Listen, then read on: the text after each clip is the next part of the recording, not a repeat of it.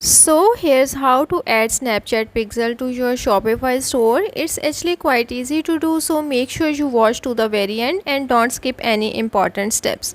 For this, first you will need to log into your Shopify account. Once you are logged in, now here you have to simply click on the apps option. After that, from this pop-up window you have to scroll down and go to the Shopify app store. Now you have to click on it. Then here in the search bar type in Snapchat pixel.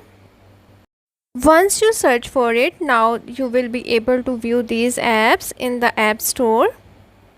After that, click on the first app to download or install onto your Shopify store.